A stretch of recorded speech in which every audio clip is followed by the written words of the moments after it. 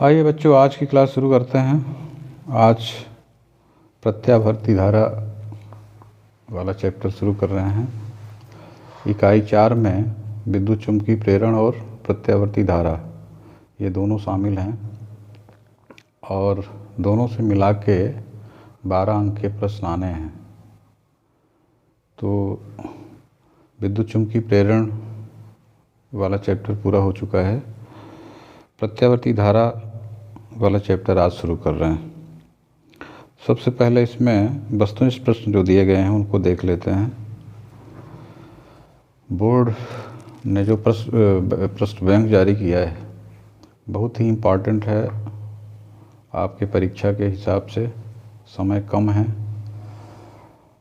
तो कम से कम आप बोर्ड प्रश्न बैंक के सारे प्रश्नों को दोहरा लीजिए, तो आपकी सफलता निश्चित हो जाएगी।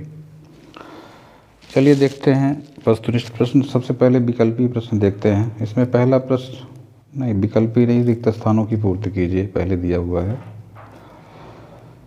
पहला प्रश्न है, एलसी परिपथ में धारा और विभवांतर के मध्य का कलांतर होता है। देखिए, जब हम एलसी परिपथ पढ़ते हैं, अभी आगे हम डिटेल में भी इसको पढ़ाएंगे, होता क्या है कि जैसे अगर ये धारा की दिशा है तो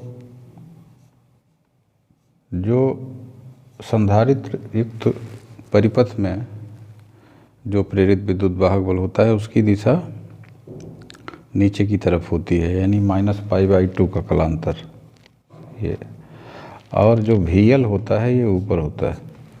और अगर दोनों साथ में हैं तो फिर इन दोनों का परिणामी होता है VL - VC। ठीक है, अगर एलसी परिपथ है तो परिणामी विभवांतर VL - VC होता है। देखिए, ये VL है, ये VC है, VL प्लस में है, VC माइनस में है, तो VL - VC। तो यहाँ पर ये जो कलांतर होगा धारा के साथ वो π/2 का होगा। ठीक है, अगर VL VC से ज़्यादा होता है तो ये स्थिति होती है। कभी कभी ऐसा भी होता है कि VC ज़्यादा हो जाता है VL से, उस स्थिति में -π/2।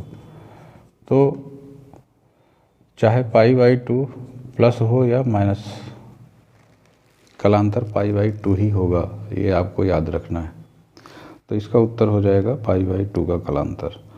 दूसरा प्रश्न है, किसी प्रत्यावर्ती धारा परिपथ में शिखर मान I0 व आभासी मान IRMS, जिसको हम रूट मीन स्क्वायर वैल्यू कहते हैं, IRMS, इन दोनों में क्या संबंध होता है। तो ये ध्यान रखना है कि I0 का 1/√2 गुना होता है IRMS, यानी I0/√2 या 0.707 I0। ठीक है, आप ये लिख देंगे तो सही माना जाएगा। ठीक है, I0/√2, जहाँ I0 धारा का शिखर मान है। तीसरा है, ऊंचाई ट्रांसफार्मर की प्राथमिक कुंडली में फेरों की संख्या द्वितीयक की तुलना में होती है। ऊंचाई ट्रांसफार्मर क्या करता है, निम्न वोल्टेज को उच्च वोल्टेज में कन्वर्ट करता है। ये तब संभव है जब प्राथमिक कुंडली में फेरों की संख्या कम होती है और दूसरी कुंडली में फेरों की संख्या ज़्यादा होती है। तो इसमें पूछ क्या रहा है, प्राथमिक कुंडली में फेरों की संख्या द्वितीय कुंडली की तुलना में कम हो जाएगी। ठीक है, प्राथमिक कुंडली में कम होगी द्वितीयक कुंडली की तुलना में। तो समझ के उत्तर देना है। अगर मान लीजिए इसका उल्टा अगर प्रश्न कर दिया, अपचाई ट्रांसफार्मर, अपचाई जिसको स्टेप डाउन ट्रांसफार्मर कहते हैं, उसमें उच्च वोल्टेज को निम्न वोल्टेज में कन्वर्ट किया जाता है, तो उसमें प्राथमिक में ज़्यादा होती है फेरों की संख्या और द्वितीयक में कम होती है। इसके बाद चौथा प्रश्न है, प्रत्यावर्ती धारा मापने का उपकरण किस प्रभाव पर आधारित होता है। तो ये धारा के ऊष्मीय प्रभाव पर आधारित होता है। ठीक है ना, प्रत्यावर्ती धारा को मापने के लिए जिस धारा मापी का प्रयोग किया जाता है वो धारा के ऊष्मीय प्रभाव के सिद्धांत पर कार्य करता है। पांचवा प्रश्न है, एक शुद्ध धारिती परिपथ में धारा विद्युत वाहक बल से कला में खाली स्थान आगे होती है। यहाँ देखिए हमने ये VC दिखाया है, VC से ये धारा π/2 कला से आगे होगी, VC पीछे होगा और धारा आगे होगी।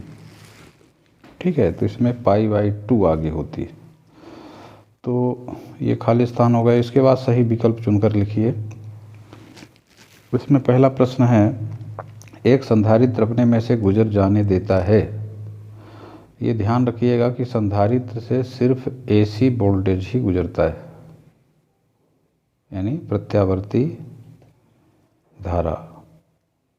ठीक है, तो इसका उत्तर हो जाएगा B नंबर, केवल AC को। दूसरा प्रश्न है, ट्रांसफार्मर क्रोड को निम्न प्रभाव कम करने के लिए पटलित किया जाता है। ट्रांसफार्मर में जो क्रोड बनाया जाता है वो पटलित लोहे का बनाया जाता है, नरम लोहे के पटलित क्रोड का इस्तेमाल किया जाता है। और ये पटलित क्रोड बनाने का कारण क्या होता है? भ्रमण धाराओं के कारण जो ऊर्जा में ह्रास होता है उसको कम करने के लिए। ठीक है ना, तो भ्रमण धाराओं के कारण, यानी इसका उत्तर भ्रमण धारा ही होगा। तीसरा प्रश्न है, यांत्रिक ऊर्जा को विद्युत ऊर्जा में बदलने की युक्ति को क्या कहते हैं? पिछले चैप्टर में विद्युत चुम्बकीय प्रेरण में हमने विद्युत जनित्र बताया था। विद्युत जनित्र ही ऐसा उपकरण है या ऐसी मशीन है या ऐसी युक्ति है जो यांत्रिक ऊर्जा को विद्युत ऊर्जा में रूपांतरित करता है। तो इसका सही उत्तर हो जाएगा AC जनरेटर।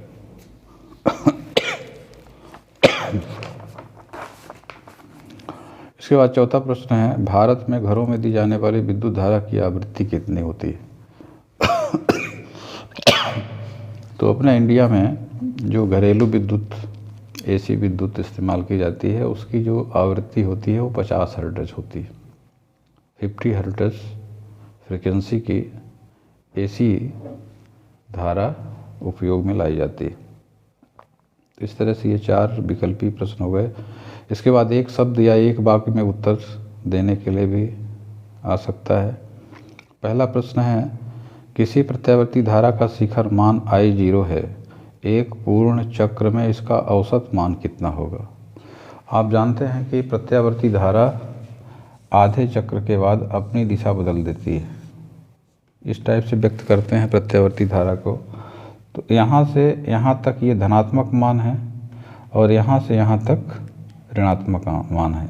औसत निकालने के लिए हम सभी धाराओं को जोड़ते हैं, तो अगर हम सिग्मा निकालेंगे तो इसका मान 0 हो जाएगा। तो पूरे एक चक्र के लिए अगर हम औसत धारा का मान निकालेंगे तो वो 0 होगा। ठीक है, तो इसका उत्तर हो जाएगा 0। दूसरा प्रश्न है, प्रतिघात का SI मात्रक लिखिए। प्रतिघात क्या होता है? प्रतिघात वास्तव में प्रतिरोध ही है, एक तरह का प्रतिरोध ही है।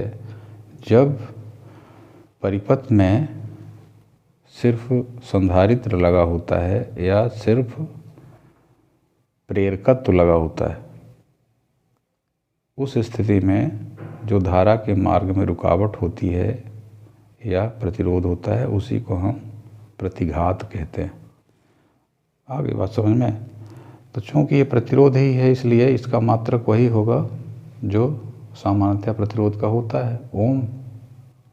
तो प्रतिघात का मात्रक भी ओम ही होगा। इसके बाद तीसरा बड़ा अच्छा प्रश्न दिया है, वाटहीन धारा का क्या अर्थ होता है? वाटहीन धारा मतलब जिसमें शक्ति क्षय शून्य हो। ठीक है, तो ये LC परिपथ में जब धारती प्रतिघात और प्रेरकी प्रतिघात बराबर हो जाते हैं उस समय परिपथ का परिणामी प्रतिरोध शून्य हो जाता है, जिसके कारण जो ऊर्जा क्षय है वो शून्य हो जाता है। ठीक है ना। इसका एक कारण और है, अगले प्रश्न में इसका उत्तर है, किस दशा में धारा वाटहीन होती है? तो आपने पावर का सूत्र पढ़ा होगा, याद होगा, जिसमें VRMS IRMS into cos phi. Phi कलांतर है। जब फाई की वैल्यू 90 होती है यानी π/2 होती है, उस स्थिति में cos फाई का मान 0 हो जाता है। उस स्थिति में पावर 0 होती, ठीक है ना, पावर लॉस 0 होगी। उसी स्थिति में हम बाँटहीन धारा उसको बोलेंगे। तो जब कलांतर का मान π/2 हो, इतना भी आप लिख देंगे तो सही माना जाएगा। यानी धारा और विभवांतर के बीच का कलांतर जब π/2 होता है, उस स्थिति में वाटहीन धारा बहती है। तो ये 4 प्रश्न हो गए। इसके बाद सही जोड़ी बनाइए। सही जोड़ी में 5 पॉइंट हैं।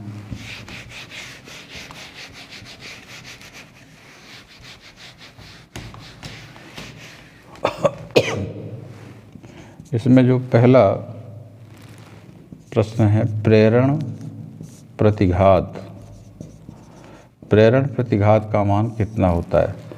तो इसमें सही उत्तर सी नंबर इसका दिया हुआ है, ओमेगा एल। ठीक है, जो प्रेरकी प्रतिघात या प्रेरण प्रतिघात होता है उसका मान ओमेगा एल होता है। दूसरा धारती प्रतिघात, इसको हम डिटेल में भी बताएंगे अभी आगे। धारती प्रतिघात जो होता है इसका मान 1/ओमेगा c होता है, लेकिन इसमें दिया नहीं है, ध्यान दीजिएगा यहाँ पे 1/ओमेगा c, इसको हम x c लिखते हैं। ठीक है, जहाँ पे ओमेगा ये कोणीय आवृत्ति है जिसका मान होता है 2πf। तो अगर यहाँ हम ओमेगा की जगह 2πf रख दें तो ये 2πfc हो जाएगा।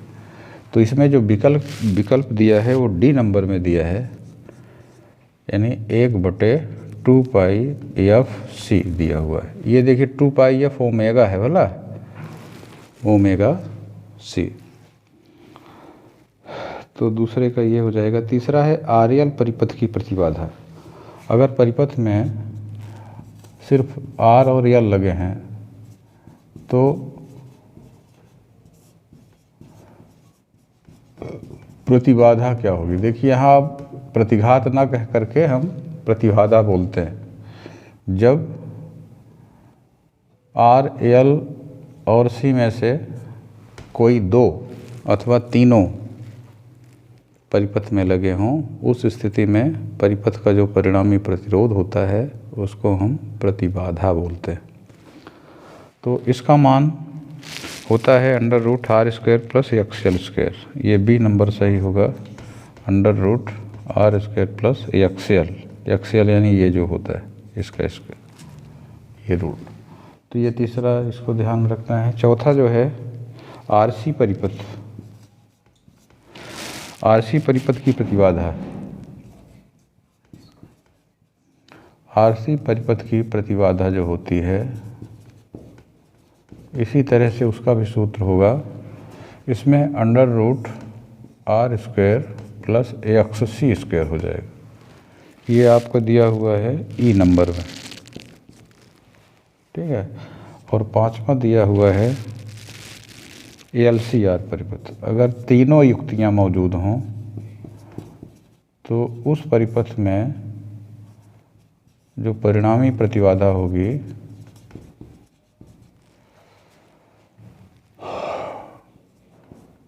उसका मान होता है √r² प्लस यहाँ पर आता है XL - XC²। ये एक ही पैटर्न में है। देखिए अगर सिर्फ L युक्त परिपथ है तो यहाँ XL² आएगा, अगर C युक्त है तो यहाँ XC² आएगा। अगर दोनों हैं LC R के साथ हैं तो फिर यहाँ पे RL है, यहाँ RC है और यहाँ R भी है, L भी है, C भी है। यहाँ पर XL - XC, क्योंकि जो धारती और प्रेरकी प्रतिघात होते हैं वो एक दूसरे के अपोजिट होते हैं, इसलिए घट जाता है, XL - XC वहाँ आएगा। तो इस तरह से देखिए ये बहुत अच्छा प्रश्न है। इसमें ये 5 प्रश्न समाहित हैं। इसमें से कोई ज़रूरी नहीं है कि ये जोड़ी के रूप में ही दे, इन प्रश्नों को खाली स्थान के रूप में भी दे सकता है, विकल्पी प्रश्न के रूप में भी दे सकता है, सत्य असत्य के रूप में भी दे सकता है, या एक शब्द में उत्तर देने के लिए भी कह सकता है। तो इसको आप देख लेंगे। तो इतने आपके वस्तुनिष्ठ प्रश्न हो गए। इसके बाद अति लघुत्तरी प्रश्न देखते हैं। इसमें पहला अति लघुत्तरी प्रश्न है, प्रत्यावर्ती धारा और दिष्ट धारा में क्या अंतर है। ये भी बहुत सरल प्रश्न है। पहला अंतर का मान और दिशा समय के साथ परिवर्तित होते हैं। और दिष्ट धारा जिसकी दिशा निश्चित होती है, मान परिवर्तित हो सकता है। ठीक है, दिष्ट धारा का मान परिवर्तित हो सकता है, लेकिन दिशा उसकी सदैव नियत रहती है। दूसरा अंतर है, प्रत्यावर्ती धारा को ट्रांसफार्मर के द्वारा नियंत्रित किया जाता है, यानी इसमें ट्रांसफार्मर प्रयुक्त किया जा सकता है, लेकिन दिष्ट धारा में ट्रांसफार्मर का प्रयोग नहीं किया जा सकता, क्योंकि उसमें विद्युत चुम्बकीय प्रेरण की घटना नहीं होती। तीसरा है, विद्युत लेपन में हम प्रत्यावर्ती धारा का उपयोग नहीं कर सकते, विद्युत लेपन में हम दिष्ट धारा का उपयोग कर सकते हैं। ठीक है, ये धारा के रासायनिक प्रभाव पर आधारित है। तो धारा का रासायनिक प्रभाव प्रत्यावर्ती धारा में नहीं देखा जाता, सिर्फ दिष्ट धारा में होता है। ठीक ना। विद्युत लेपन में क्या करते हैं, एक धातु के ऊपर दूसरे धातु की लेप चढ़ाने के लिए उसमें उसके विद्युत अवघट्ट में विद्युत धारा प्रवाहित की जाती है। तो जो कैथोड होता है, कैथोड में हम रखते हैं जिसमें लेप करना होता है, तो जो धन आवेशित आयन होते हैं धातु के, वो जा कर के चिपक जाते हैं, उसके ऊपर एक परत बना लेते हैं, उसी को कहते हैं विद्युत लेपन। तो ये धारा के रासायनिक प्रभाव के सिद्धांत पर आधारित है। तो प्रत्यावर्ती धारा में धारा का रासायनिक प्रभाव शून्य होता है, सिर्फ दिष्ट धारा में ही धारा का रासायनिक प्रभाव होता है। तो इसको भी ध्यान में रखना है। पांचवा है, प्रत्यावर्ती धारा मापने के लिए बनाया गया यंत्र धारा के ऊष्मीय प्रभाव के सिद्धांत पर कार्य करता है, जबकि दिष्ट धारा को नापने के लिए बनाया गया उपकरण धारा के चुंबकीय प्रभाव पर आधारित होता है। और छठवां अंतिम अंतर है कि एसी धारा अधिक खतरनाक होती है, डीसी धारा कम खतरनाक होती। तो इसको आप तैयार कर सकते हैं। दूसरा जो है 2 अंक का प्रश्न, प्रत्यावर्ती धारा से विद्युत अपघटन क्यों नहीं होता। अभी बात आई थी विद्युत लेपन में, प्रत्यावर्ती धारा के द्वारा विद्युत लेपन नहीं किया जा सकता, यानी उसमें विद्युत अपघटन नहीं होता। उसका कारण ये है कि जो धारा का औसत मान होता है प्रत्यावर्ती धारा में, आधे चक्र में धनात्मक दिशा में, आधे चक्र में ऋणात्मक दिशा में, तो जो इसमें आई एवरेज है वो 0 होता है। ठीक है, धारा का जो औसत मान होता है 0 होता है, यानी उसका जो औसत प्रभाव है वो भी 0 होगा। यानी अगर हम किसी विद्युत अपघट्ट के विलयन में प्रत्यावर्ती धारा प्रवाहित करेंगे तो विद्युत अपघटन की क्रिया नहीं होगी। ठीक है, तो इसमें सिर्फ यही, क्योंकि औसत धारा 0 होती है, यही कारण लिखना होगा। तीसरा प्रश्न है, प्रत्यावर्ती आमीटर के पैमाने पर जो अंकित खाने होते हैं वो परस्पर बराबर दूरी पर नहीं होते हैं। प्रत्यावर्ती धारा मापने के लिए जो आमीटर का प्रयोग किया जाता है, उसको अगर कभी आप देखें तो उसमें जो अंशांकन होता है, यानी इस टाइप से,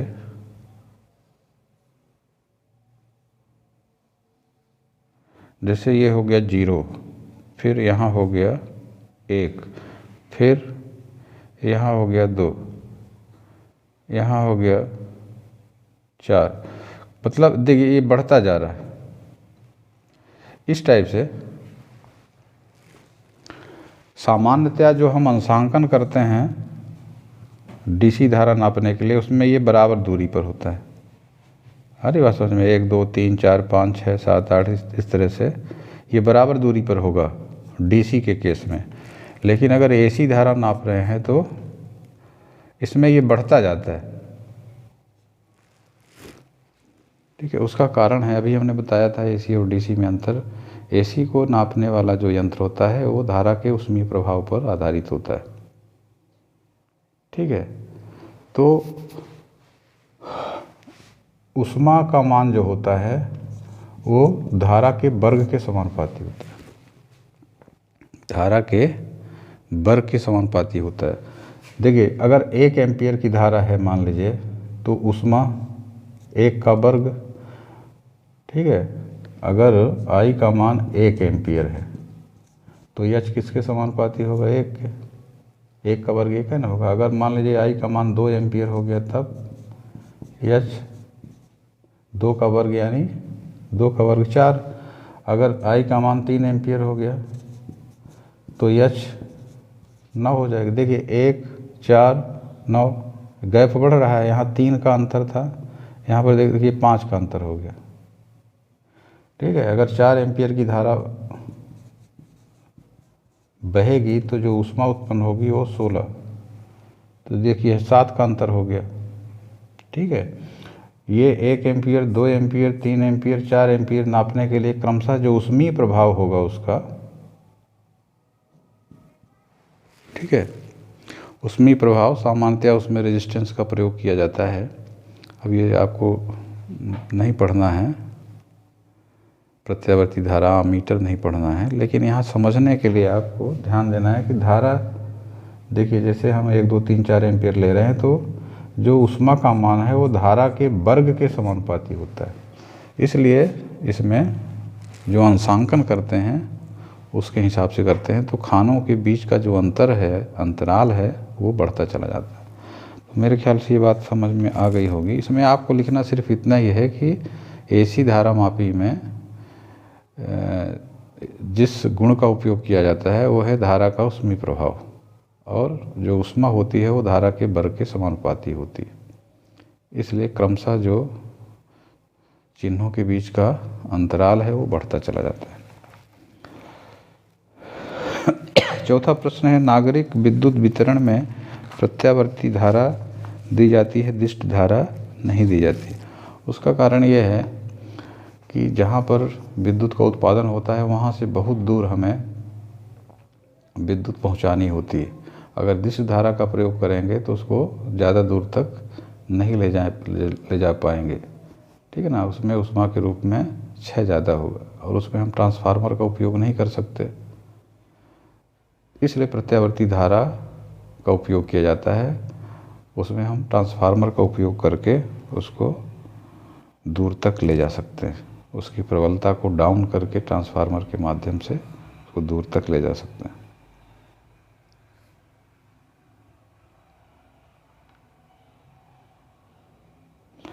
पांचवा प्रश्न आता है, गुणता गुणांक क्या है? क्यू फैक्टर क्या है? क्यू फैक्टर जिसको हम कहते हैं गुणता गुणांक, और इसके लिए सूत्र लिखना है। तो LCR परिपथ में एक चीज़ आती है क्यू फैक्टर।